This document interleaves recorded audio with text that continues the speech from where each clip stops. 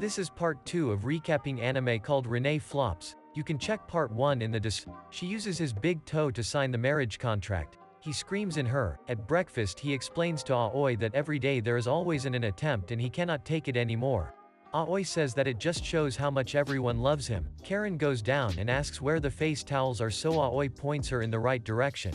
When she leaves, Asahi asks why Aoi has never invaded his room. Before she answers, Bae comes down looking for her tablet. Aoi gives it to her, explaining she left it on the sofa yesterday. She thanked her as Aoi even charged the tablet for her. Making breakfast, he write Aoi's name with ketchup. Amelia then comes down and tries to write Asahi's name with ketchup, but she ends up getting angry and dumps ketchups all over it. In school they are going to do kanji writing exercises. Amelia looked kind of sick, so Yoshi asks what was wrong with her. Asahi explains she ate a lot of ketchup with her breakfast. The teacher calls on Karen to write the kanji. She goes to the board and writes kanji beautifully, earning her praise from the teacher and the class. Amelia volunteers to be the next one.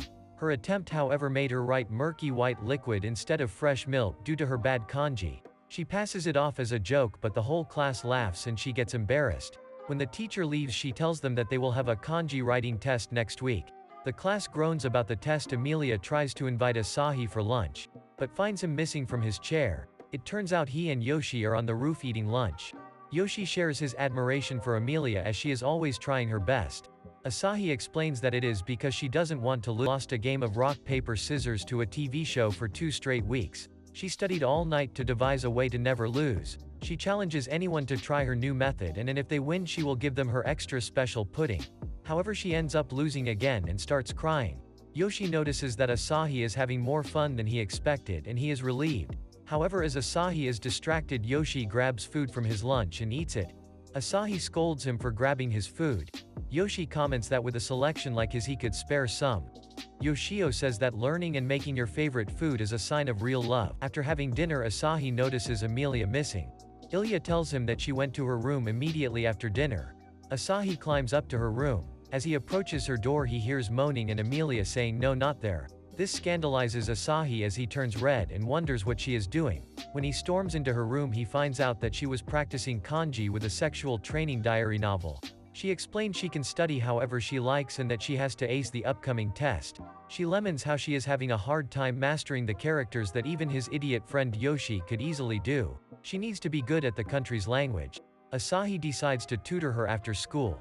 The following day they go to the library to study as Asahi wants to prevent others from getting the wrong idea about them. He gives her a test to measure her current level. After the test she says that it was too easy. Asahi is shocked at the results as she uses words which she learned from the novel. He wonders why she cannot write simple kanji when she can do all those difficult ones. He then recommends they do special training to help her master kanji. During dinner, Bai brings out pudding for dessert as it's Amelia's favorite. However, she is nowhere to be found. Later, as Asahi leaves the toilet, he notices a light from Amelia's room. He realizes that she is working late again, just mastering her kanji. The following day she continues to work on it even during class hours. In the library, Asahi continues to monitor her kanji work. When he invites her to go home, she tells him how she wants to stay longer, so she asks him to go ahead and leave without her. He asks why she is trying so hard. She should not go overboard just for the test score. She gets frustrated by this and tells him trying and getting no results is pointless. After saying that, she cries and runs away. At home, the girls are worried about how Amelia locked herself in her room and did not even bother with dinner. Amelia sits on her bed inside her dark room. Asahi knocks and says he will be coming inside. He sits beside her and tells her how everyone is worried about her. Asahi tries to talk to her about what happened in the library, but she asks him to leave her alone. She confesses that she wants to thank him and be honest with him. With tears streaming down her cheeks, she asks Asahi if he hates girls like her, self-centered and unable to share their true feelings. He explains that getting emotional means you are a sensitive. He tells her he appreciates her hard work and it is not pointless that she tried. He pets her head and tells her not to hate herself. This triggers a memory inside Amelia which causes her to pause and stop crying. He should have said he loves her and that she is cute even if it was a lie. He responds that he hates lying. He gets for the paper bag which contains flashcards to help her memorize kanji better. Asahi notices the girls spying on them from the door. He commands the door to open, which makes all the girls come crashing in. Bai explains they thought Amelia might want some pudding. The next day, Amelia goes around the house labeling items in kanji. They all take the test. Amelia passes the test with a grade of 70. The others are surprised that she is not disappointed with the results. She tells them she is okay because she worked hard. At lunch, Yoshi comments on how Amelia has changed. Asahi finds a thank you note in his bento box, which was the lunch Amelia helped Aoi to prepare. His lovely lunch turned out to be with his name perfectly written in kanji on it. After this, their life temporarily comes back to normal. Until several bridal candidates win a group hot spring trip in a street raffle. They excitedly take Asahi to the hot spring inn. The only one who is anxious about the trip is Ilya. Ilya is actually a girl and her father asks her to live as a boy before he died, wanting her to be the heir as a boy. Since then Ilya has been living as a boy cautiously. Now when Ilya arrives at the hot spring inn, the first problem she encounters is the allocation of rooms. All the girls want to live with Asahi, but Asahi eventually decides that he and Ilya will live in one room and the girls in the other rooms. When Asahi is separated from the girls, he obviously gets relaxed a lot, as with good male friends.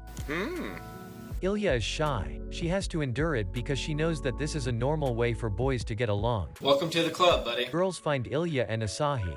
They want to go play table tennis and want Ilya and Asahi to be referees. After a short break, everyone starts to enjoy dinner prepared by the innkeeper.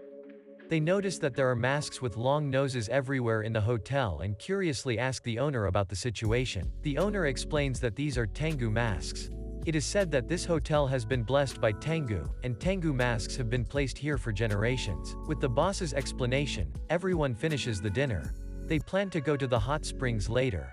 As the procedure requests, everyone has to clean themselves up before going to the hot spring.